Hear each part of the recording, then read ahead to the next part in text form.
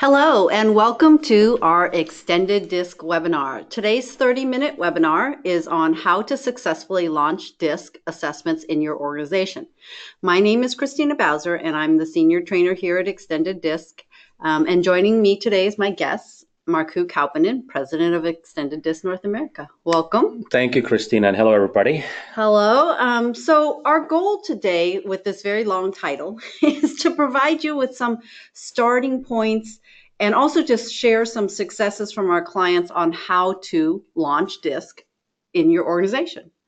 Yeah, that's right. We have so many certification trainings. Just recently, you just came back from London last week. I did. Our workshops have been completely full. We're doing virtuals every day for our clients and new clients and existing clients. And you're going to Singapore soon. So a lot of people are asking this question, hey, I'm getting certified. How do I actually get started with extended DISC? So it's a very popular topic. And probably should mention that we're recording this session. So if you want to share this with somebody, so we'll have the recording available in a few days. So if you want to share this with your colleagues in your organizations or anybody else. And also, if you have some questions, please type in those questions. Normally I do this, guys, but I'm so jet lagged right now. I think. Thank you, Markku, for mentioning that. We welcome your questions, but we just don't have time in the kind of short amount of time we have. So put them in the answers section, and we promise we'll follow up after. Yeah, we'll follow up with the questions. So back to the the topic. So there's a very popular question lately because, hey, I'm getting certified. How do I really get started with extended DISC? I'm really hoping with this webinar we can share some maybe best practices, if you will. There's some things that people are really doing, and then they are having a very successful launch of extended DISC where they kind of take it step by step, but ultimately they're really able to expand it throughout the organization.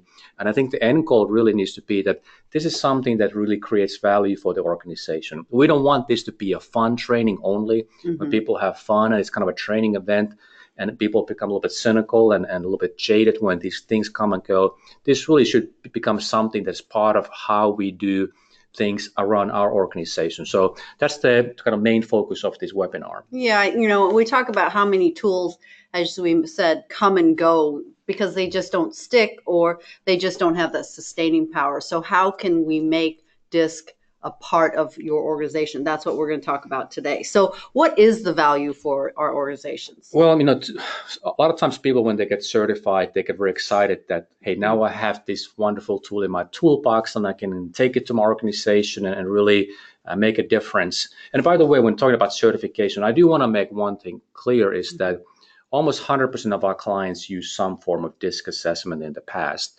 So we recognize that a lot of people know already a lot about DISC, so we don't require certification. As you know, as a coach here, you help a lot of our clients who did not get certified, but they may need some help in some of the differences we have in terms of what we measure, and probably more importantly, all of the materials that we have to support our clients, you help them with those.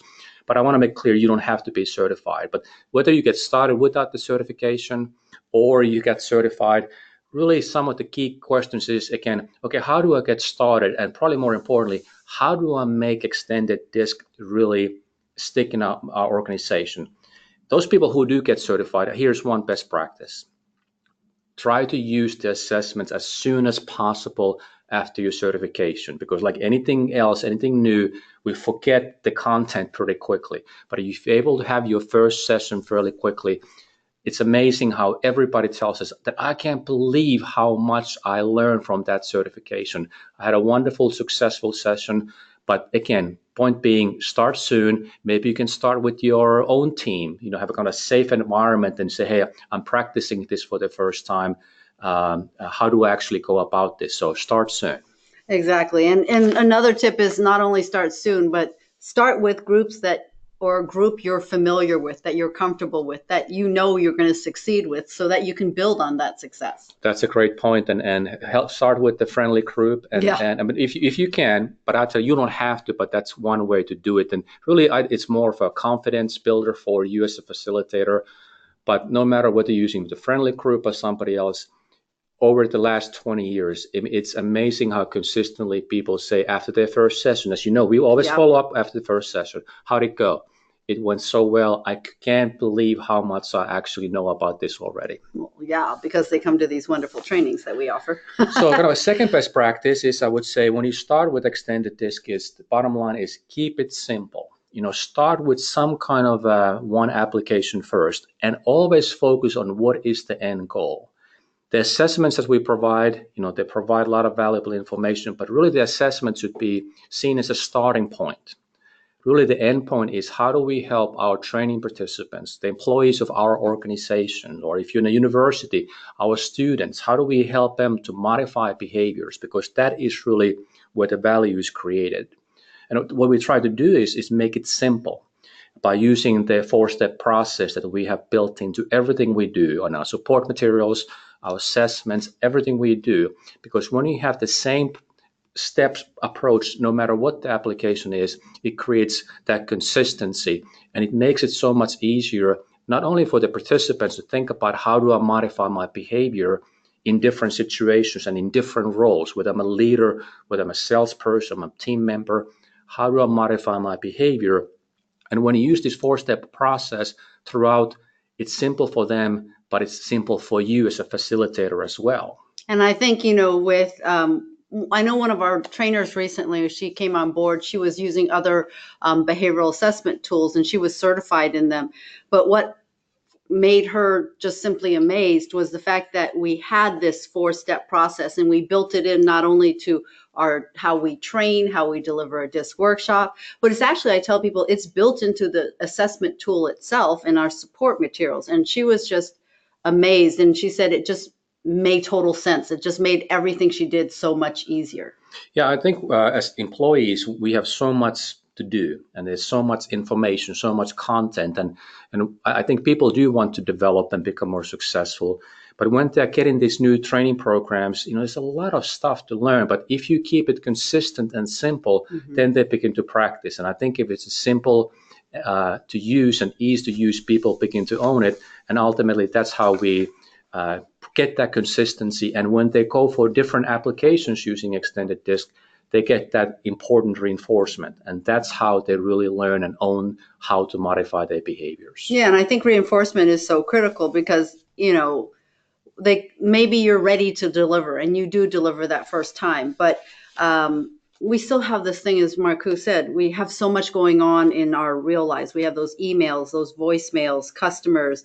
What we don't want happening to our employees and clients is we don't want them to file away those assessments. So we need to build in that reinforcement aspect. That's right. And in the talking about keeping it simple, I think one of the things is good to remember is that sometimes I notice that the training participants, when they come to the training, is that they think that they have to create completely new training programs. I mean, they do value that we have PowerPoints, we have handouts, we have exercises, so they don't have to create it from scratch, but they begin to think about how do I actually create a program? If you want to create a program, you can certainly do it, and we can help with that.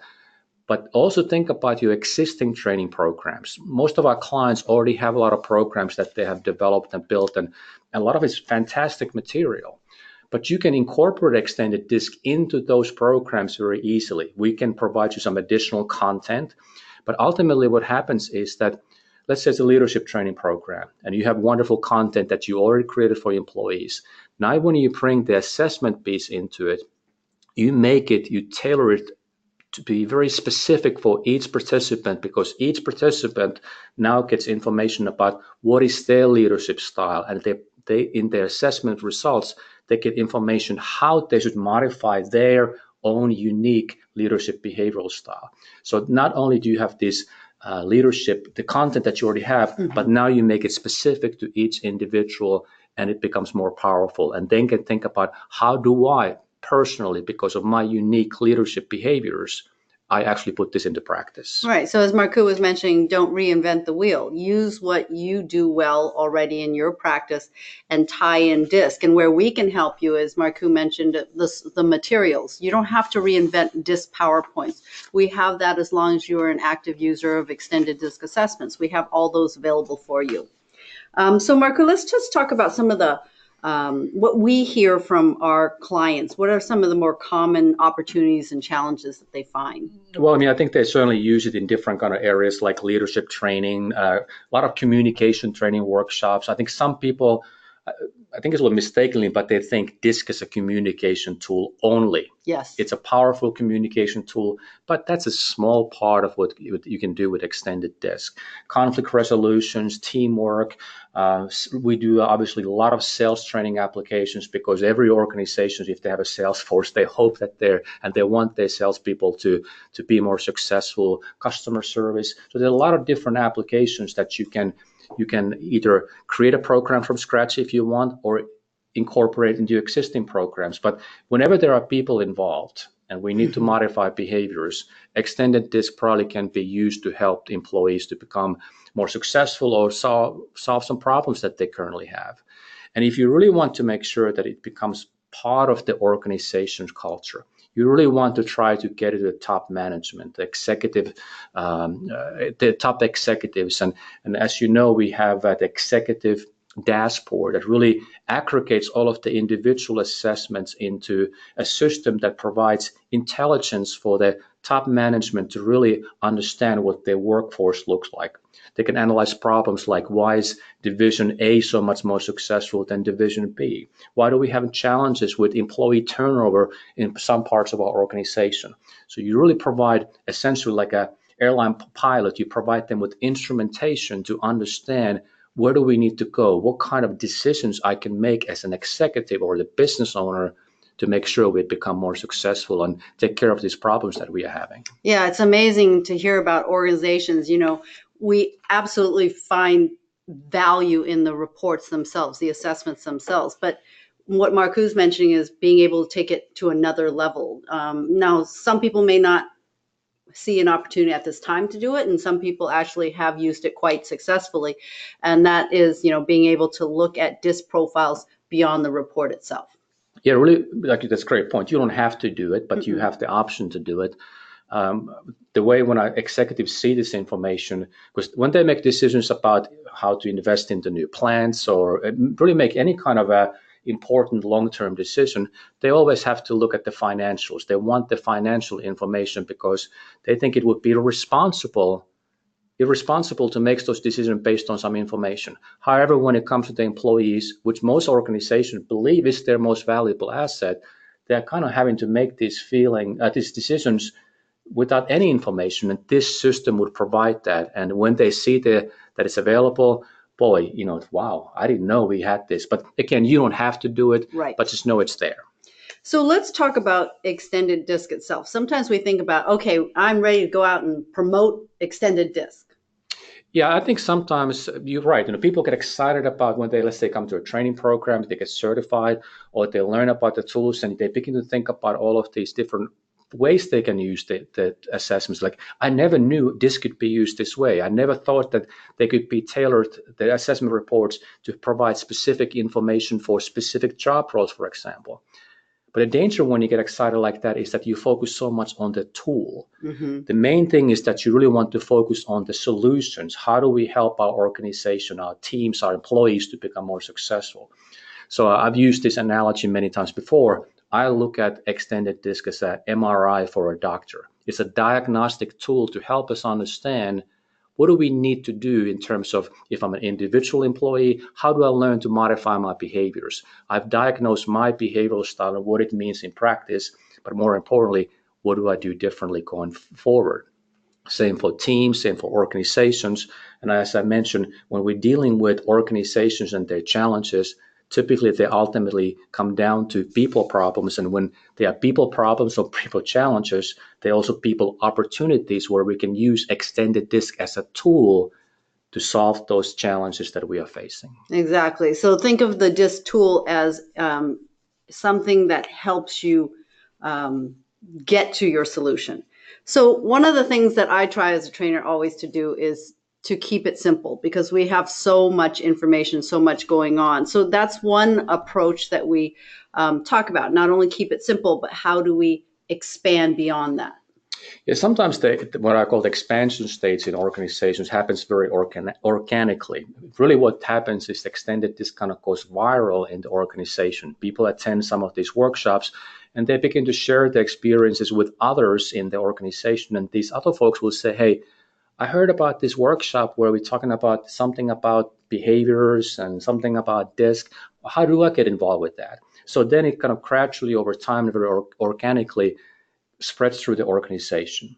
If you're a facilitator or if you're an outside consultant and coach where you really want to make sure that what you're doing with these tools is going to create long lasting value for the organization, you want to think about how do I actually use it in different types of situations. So if you start, let's say, with leadership development programs, how do I actually begin to expand it to, let's say, team development or sales training or customer service? I mean, we talked about some of the more popular topics already, but they are really endless.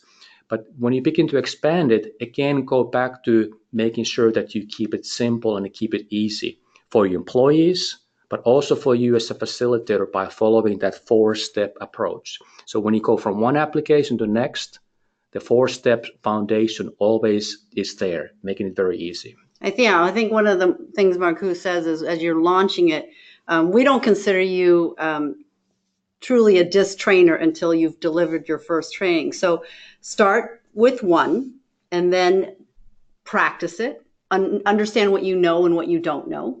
And then that's when you start to expand it. Don't just leave it tied to one application, as Marku mentioned as well. Like don't just say, okay, I'm using it. I'm here to learn about it so I can use it in leadership training. But that four-step process allows you to apply it to any content and situation. Yeah, I think it's very common what happens is that somebody delivers one program where they have extended this built into it. Mm-hmm. And they have a lot of success with it. And it's also fun for a facilitator to deliver that program because you know beforehand, hey, it's going to be great success. I own this material. It's going to be fun to deliver and it's going to be a great time. But sometimes what happens is that we get stuck using in that one application only, like communication training only or leadership training only.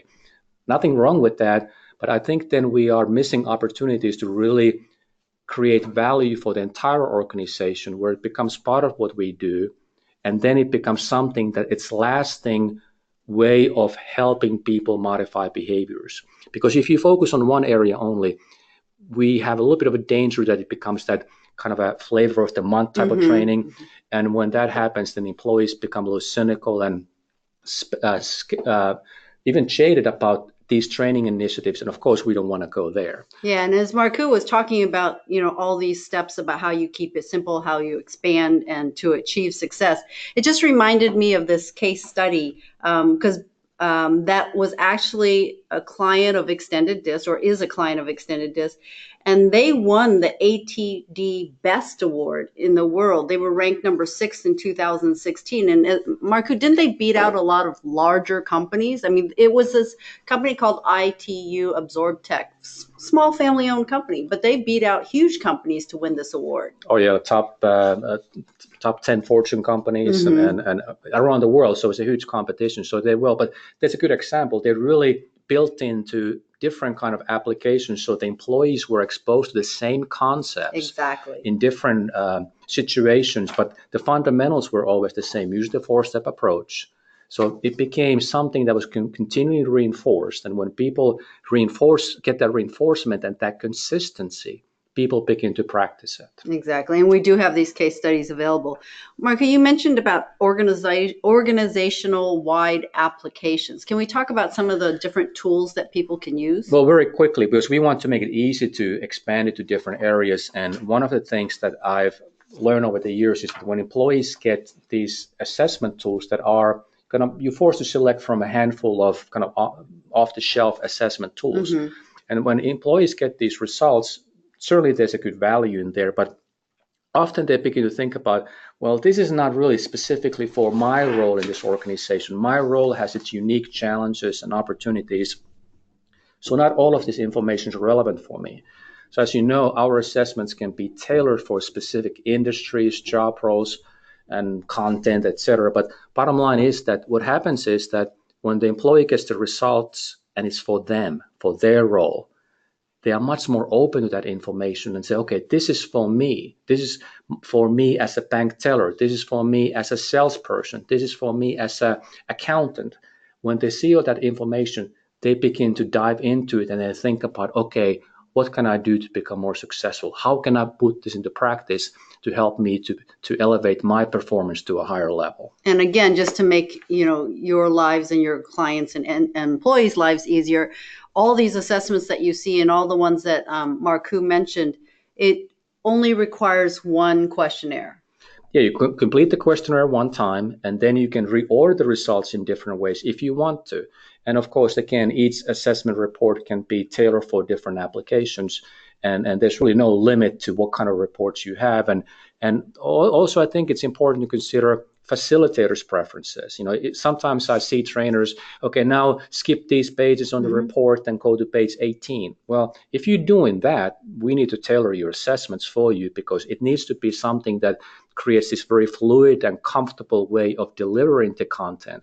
We don't want to go flipping over pages and going back and forth, because if you do that, that's a distraction for your respondents, or your participants, I should say. Exactly. And, I think another thing we've talked about in terms of how do we successfully launch DISC into an organization is there's one critical role that we need to address, and that's the manager's role. That's right. I think we did a webinar on this specific topic a few months back. And if you want to go back to our past webinars, just go to our website. We'll have that website address at the end of this webinar. But yeah, I believe that the key part in making anything stick when it comes to these kind of training programs and assessment tools is the managers. Because employees will focus on what their manager, their direct boss will focus on. If my boss focuses on something, almost by default, I'm going to focus on this. If we get the managers involved in this process, this becomes part of what we do throughout the organization. And since we talked about this in another webinar, really the only thing I'm going to mention today is that if you get the managers to ask one question all the time, what this style was your prospect, your customer, what this style is your colleague. When they keep asking that question, employees will begin to pay attention to that. It virtually will guarantee they begin to use the DISC model and will begin therefore modify their behaviors. Yeah, so I know some of our affiliates once they were trained in DISC and they did that first session, some of them went out and targeted managers groups, because it just would, just as you said, organically expand at that point. If you get the managers on board, they're going to say, hey, I want this for my team.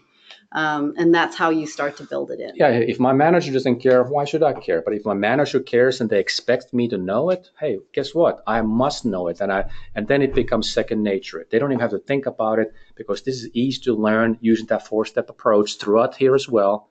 They begin to practice it. And then we go away from autopiloting in terms of our behaviors to modifying our behaviors. And of course, we know, all of us know this, when we modify our behaviors, we will be more successful. Right.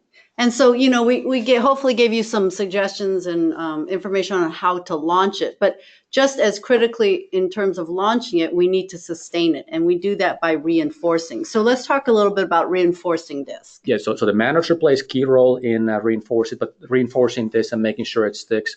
Of course, we have a lot of support materials and assessments, etc., and support staff to help our clients to make sure that this will be something that will have a long-term sustainable impact.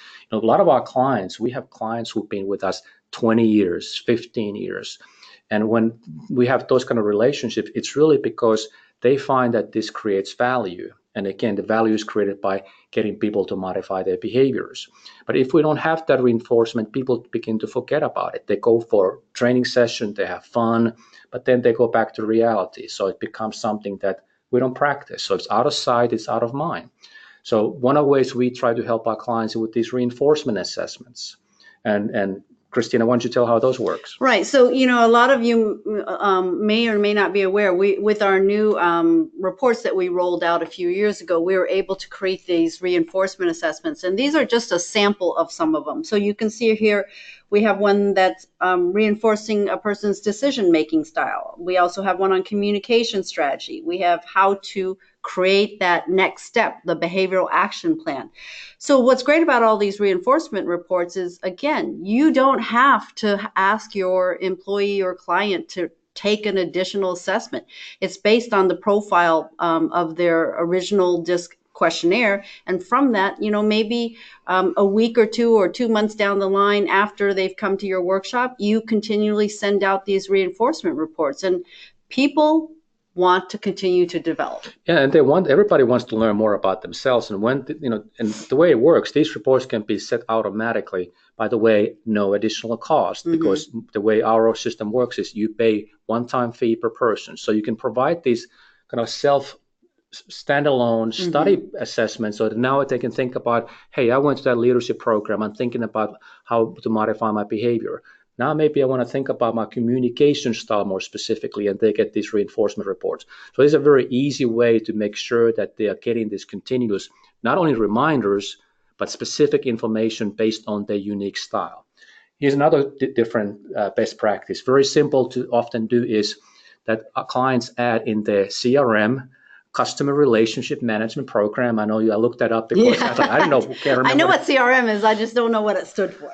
So they add a field there where they have information about their prospects and their customers. Based on our observations of their behavior, we believe that this customer is, let's say, a S style. When other employees go to the system, they see that now they have valuable information about how they should modify their behavior with that customer. Very simple to do, very powerful. Of course, we have a lot of support materials that we provide. Some of them are at no cost for our clients.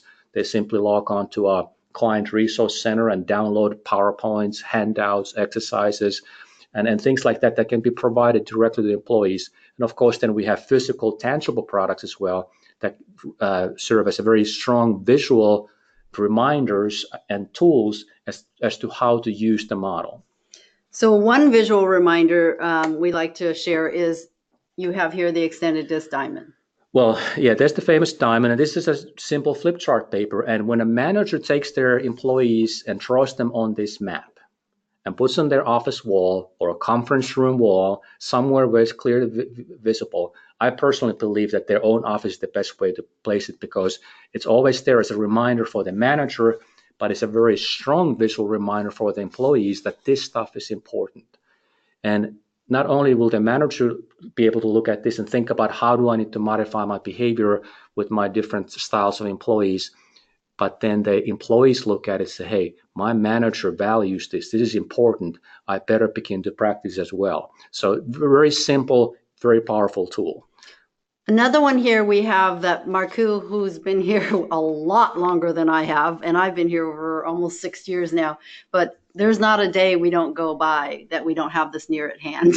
Yeah, it's been 21 years, and I still sometimes find myself holding this card like I should know this by heart, and I do know it by heart, but right. I still want that reminder. And this has been very powerful and a very successful tool. Yeah, it's not only great for you as a trainer, but great for your employees to walk away with something that is a visual reminder. And the self-development guide, which is the 4 steps to effective communication, it's something that I always keep at hand. It's one of my favorite because it reinforces that 4-step process. It does, and it's I look at it as if you remember Cliff Notes from college, it's Cliff Notes for DISC model. I still look at this. Now, again, these are tools that we have available. Of course, you don't have to use it.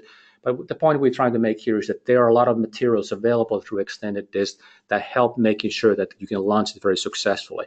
And last thing I want to mention that's very important in making sure that we have a successful launch is that the support that we can provide to our clients, especially facilitators and coaches and consultants. And I know you are part of the coaching team here. Really, your responsibility is to make sure that we make the facilitators successful with Extended DISC. Yeah, I always say, think of us as an extension of your support staff. When you're ready to deliver, connect with us. So, Marku, in the interest of time, any final thoughts? Well, when kind of recap for how do we have a successful launch is that keep it simple. Start with one application, get some successes there, and always use the 4-step approach in your application because it really creates that consistency and it automatically creates that reinforcement that your employees need. And when you have some successes with your first application, don't get stuck there. Begin to think about other applications. I promise you, employees will give you ideas, your executives will give you ideas, but try to think how you can expand it to other areas. Again, use the same four-step approach to make sure it's easy for you to facilitate and easy for your employees to put practice. And then last, let us help. Use our coaches. We don't charge for that kind of service. They can give you ideas. They can share what other people have done in different organizations successfully. And let us be, like you said, your support team. We'll want to make sure that you succeed as a facilitator with extended disc. I tell our facilitators here all the time that when we look at certification, really we are in a way in a business to make facilitators successful, and that's how we approach it. Well, thank you, Markku, for joining us today. We do have another webinar next Wednesday, October 10th, using the work peer assessments to better connect with your team members. So we're targeting managers as well as people who work with managers. Thank you guys all for attending. As Markku mentioned, we have our recorded blogs, webinars, and upcoming live webinars at our extendeddisc.org page. Thank you, everyone. Thanks.